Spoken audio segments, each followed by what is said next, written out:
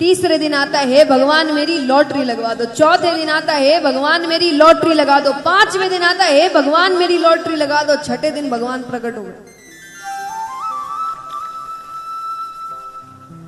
खुश होकर नहीं।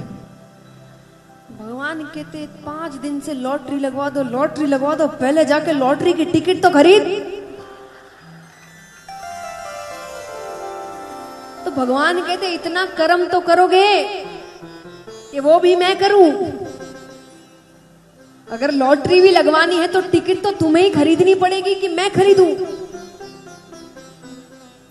तो अगर इतना आसान तरीका भी आपको धन कमाने के लिए चाहिए, तो इसमें भी तो इतनी मेहनत करनी पड़ती है कि लाइन में लगो, टिकट खरीदो, तब जाके लॉटरी लगेगी। भगवान कहते कर्म तो हर चीज में करने पड़ेंगे तुम्हें।